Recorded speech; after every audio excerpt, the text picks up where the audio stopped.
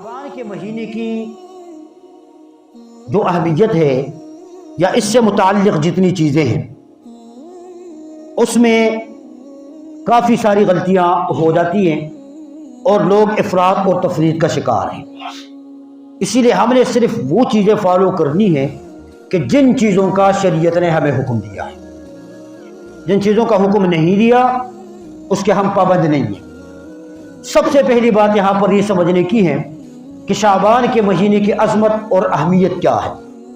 آقا کریم صلی اللہ علیہ وسلم جب رجب کا چاند دیکھتے تھے تو آقا ایک دعا فرمایا کرتے تھے، اللہم بارک لنا فی رجب و شعبان وبلغنا رمضان، کہ اے اللہ رجب اور شعبان کے مہینے میں برکتیں عطا فرما اور رمضان کے مہینے تک خیر و عافیت کے ساتھ ہمیں پہنچا دے۔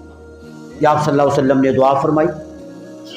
شعبان کے مہینے کی جو فضیلت ہے، بخاری مسلم میں حضرت عائشہ صدیقہ رضی اللہ تعالیٰ عنہ کی روایت موجود ہے کہ آپ صلی اللہ علیہ وسلم شعبان کے مہینے میں کثرت کے ساتھ روزے رکھا کرتے تھے۔ اور روزہ رکھنا کیا ہے؟ عبادت ہے۔ روزہ رکھنا عبادت ہے۔ ایک یہ بات معلوم ہوئی کہ شعبان کے مہینے میں آقا کریم صلی اللہ علیہ وسلم کثرت کے ساتھ روزے رکھا کرتے تھے، تو ہمیں بھی یہ حکم ہے کہ ہم میں سے بھی جن کی طاقت ہو وہ شعبان کے مہینے میں کثرت کے ساتھ روزے رکھیں۔ یہ عبادت ہے اور اسی چیز کا حکم۔ مسلم میں حضرت عائشہ صدیقہ رضی اللہ تعالیٰ عنہ فرماتی ہیں کہ میں نے پیغمبر پاک کو رمضان کے مہینے کے علاوہ اگر کسی مہینے میں روزہ رکھتے ہوئے دیکھا ہے کثرت کے ساتھ، وہ شعبان کا مہینہ ہے، کہ آقا کثرت کے ساتھ شعبان کے مہینے میں روزے رکھتے تھے۔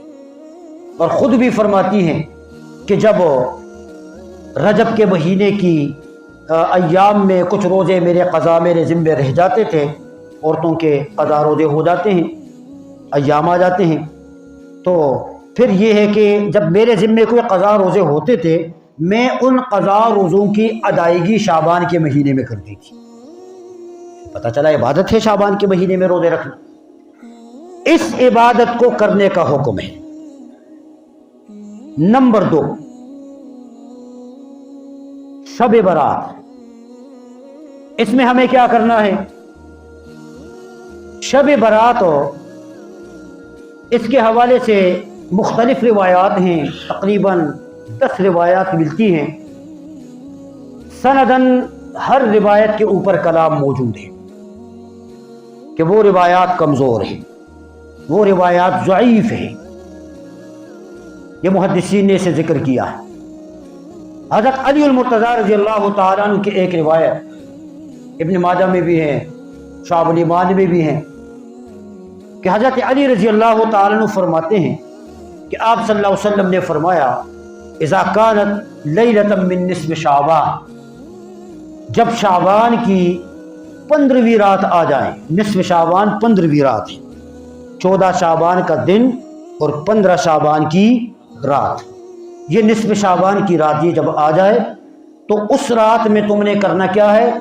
قوموا لیلہا وصوموا نہارہا، کہ رات کو قیام کرو اور صبح کے دن روزہ رکھو۔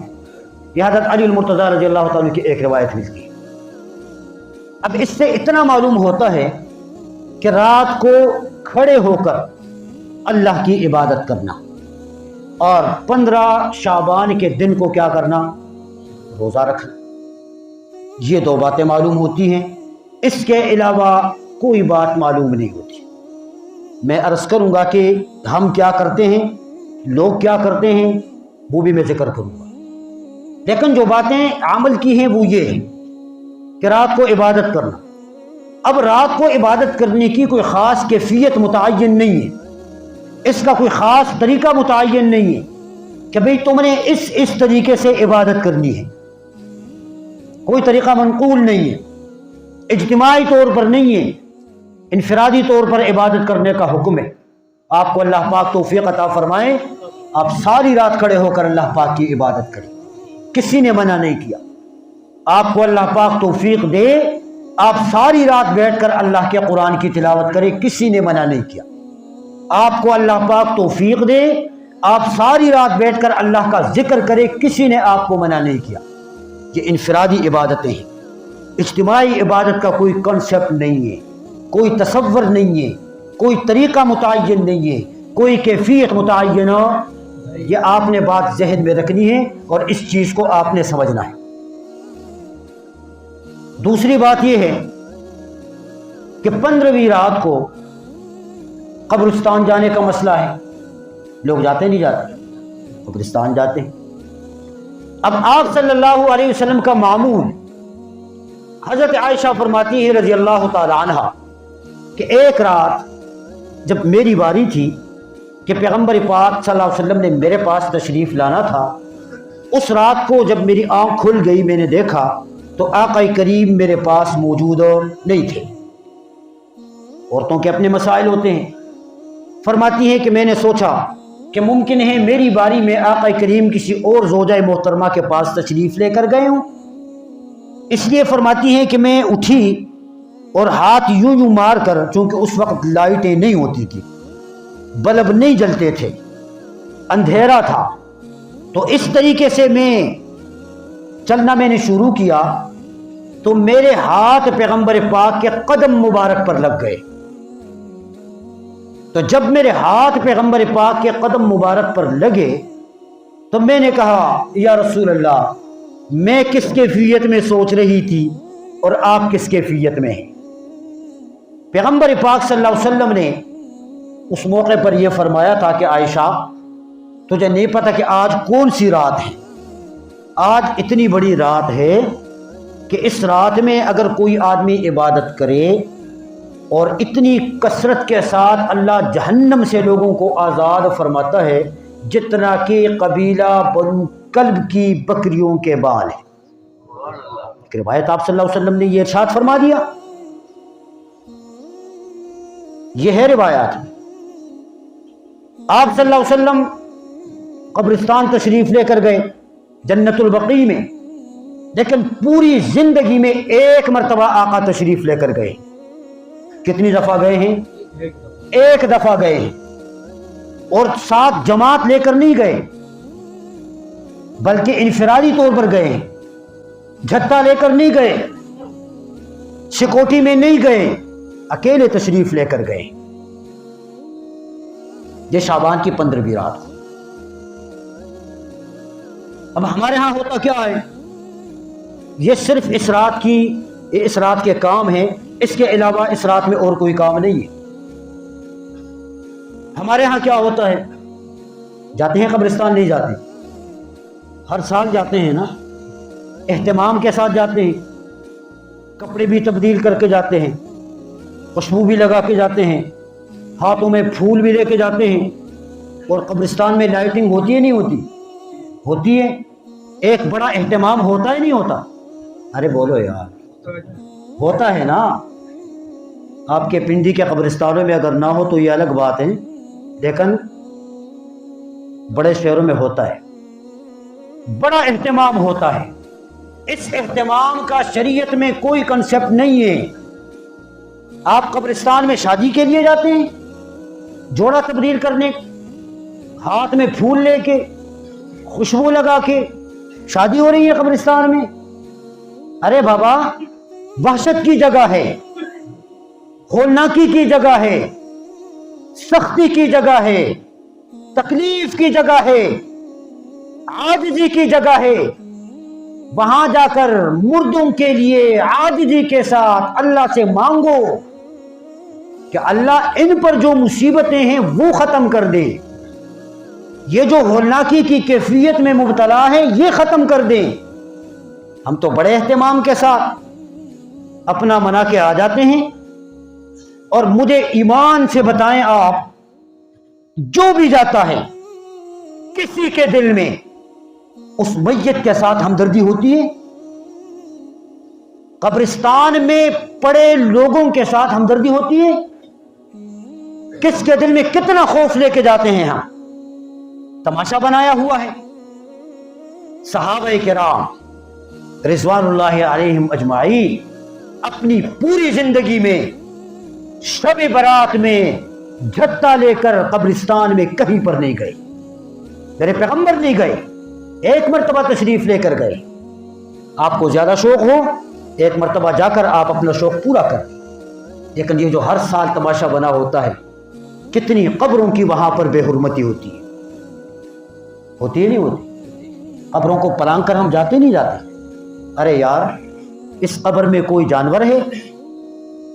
اس قبر میں مسلمان ہیں، اس قبر میں انسان ہیں، اس کی قبر کو پلانگ کر اس کو رونتے ہوئے جاتے ہیں۔ آقا نے قبروں کی عزت کرنے کا حکم دیا ہے، فرمایا کہ قبر کے ساتھ ٹیک نہ لگاؤ، ایسا ٹیک نہ لگاؤ۔ ہم تو ٹیک کیا قبرستان میں کرکٹ بھی کھیل لیتے ہیں، قبرستان کو کھیل کا میدان بنایا ہوتا ہے، پتنگ بازیاں قبرستان میں ہوتی ہے، چرسی بنگی لفنگوں کا ڈیرا قبرستان ہوتا ہے۔ یہ ہمارا حال ہے۔ 15ویں رات کو اس قسم کا کوئی حکم نہیں ہے، یہ آپ کلیئر کر دیں۔ نمبر 2، اس رات کو حلوے پکانا، حلوے مانڈے بریانیاں پتہ نہیں کیا کچھ۔ آج کل تو ویسے بھی اکانومی ماشاءاللہ ہائی لیول پر جا رہی ہے، مہنگائی بھی نہیں ہے، ہر چیز سستی ہے۔ آج کل تو ویسے بھی لوگ بھوک سے مر رہے ہیں، مجھے یقین ہے کہ آج کل کے دور میں کوئی نہیں کرے گا اس طرح، لیکن پھر بھی بہرحال جن کو بہت زیادہ شوق ہوتا ہے نا وہ کر جاتے ہیں۔ تو اس لیے درخواست یہ ہے کہ اس رات میں اس قسم کی تقریبات کے انعقاد کی شریعت میں کوئی حیثیت نہیں ہے، اس کا کوئی حکم نہیں ہے۔ رات کو آپ نے عبادت کرنی ہے، انفرادی طور پر آپ عبادت کریں۔ جن کو آپ نے روزہ رکھنا ہے، کوئی واجب نہیں ہے، کوئی فرض نہیں ہے، مستحب ایک عمل ہے، مسنون ایک عمل ہے۔ آپ رکھنا چاہیں، آپ کی طاقت ہو، آپ دن کو روزہ رکھیں۔ اللہ پاک عمل کرنے کی ہمیں توفیق عطا فرمائے۔ یہ کچھ باتیں شب برات کے حوالے سے میں نے عرض کیا کہ علماء کی 2 جماعتیں ہیں، یہاں پر اختلاف بھی ہے، اتفاق بھی ہے، لیکن نہ بالکل اس رات کی فضیلت اور روایتوں کا انکار کیا جا سکتا ہے، اور نہ بالکل اس سے اتنا اوپر تک پہنچایا جا سکتا ہے۔ جتنی روایات کی بات ہیں، 10 قسم کی روایتیں ہیں، لیکن حدیث کے جو ماہرین ہیں انہوں نے ان روایتوں کی سند پر کلام کیا ہے کہ بھئی یہ روایتیں کمزور ہیں، یہ روایتیں ضعیف ہیں۔ لیکن دوسری طرف جمہور جو محدثین ہیں ان کا کہنا یہ ہے کہ بھئی اگر کسی ایک عمل کے بارے میں بہت ساری کمزور روایتیں جمع ہو جائیں تو وہ حسن کے درجے تک پہنچ جاتی ہے، عمل اس پر کیا جا سکتا ہے، انکار اس کا نہیں کیا جا سکتا۔ آپ کو میری بات کچھ سمجھ آ رہی ہے؟ انکار بھی بالکل نہیں کیا جا سکتا، البتہ عبادت کا حکم ہے، عبادت کی فضیلت ہے، انفرادی طور پر جس سے جتنا ہو سکے وہ اللہ پاک کی عبادت کرے۔ اسی طریقہ سے اس رات کے حوالے سے یہ کہا جاتا ہے کہ بھائی تقدیریں لکھی جاتی ہیں،